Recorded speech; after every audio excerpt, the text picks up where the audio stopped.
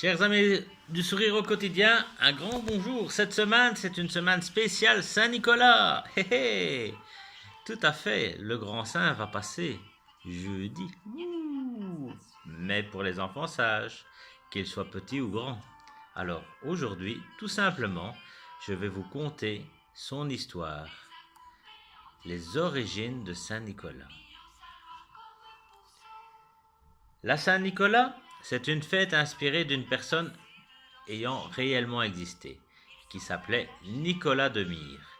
Né en Turquie, à l'époque c'était l'Asie mineure, entre 250 et 270 ans après Jésus-Christ. Et il s'était donné pour mission de veiller à la protection des enfants avec lesquels il était bienveillant et généreux.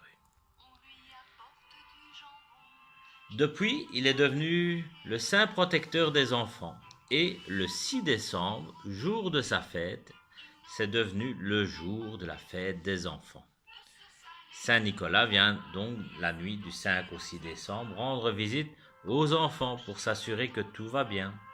Et le soir du 5 décembre, les enfants prennent soin de lui laisser un verre de lait, de vin ou de bière pour qu'il reprenne des forces et il ajoute une carotte et des morceaux de sucre pour son âne qui l'accompagne.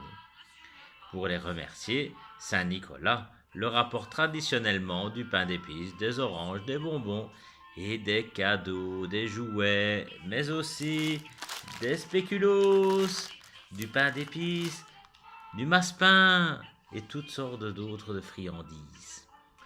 Mais attention, Saint Nicolas n'est pas tout seul, car Père Fouettard est là aussi. Saint Nicolas, il apporte des cadeaux pour les enfants sages, mais Père Fouettard, il vient réprimander les enfants qui n'ont pas été sages. Alors, faites attention, soyez gentils.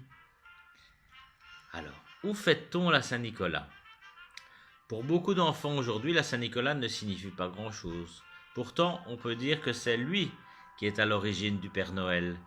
Dans quelques régions de France et pays d'Europe, la fête de Saint-Nicolas persiste encore et toujours, surtout aux Pays-Bas, en Belgique, au Luxembourg ou dans les États du nord de la France, notamment en Alsace ou en Lorraine, dont en Lorraine en plus il est le saint patron.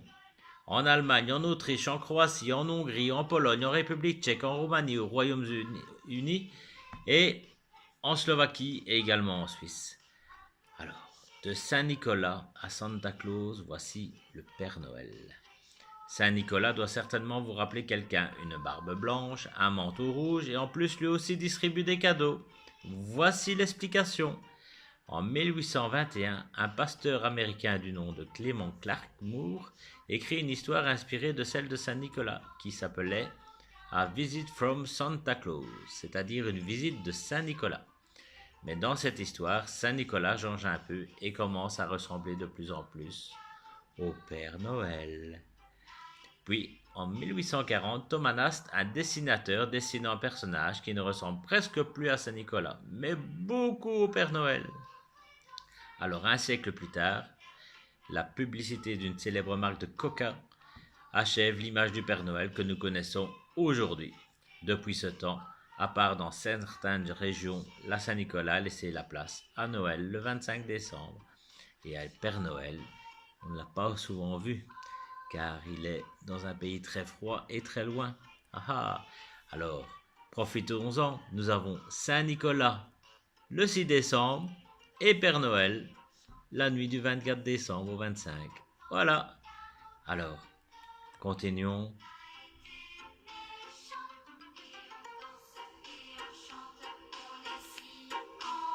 Je crois qu'il va passer pour moi. J'espère qu'il passera aussi chez vous des cadeaux. Allez, passez une belle journée, prenez bien soin de vous. À bientôt et vive Saint-Nicolas!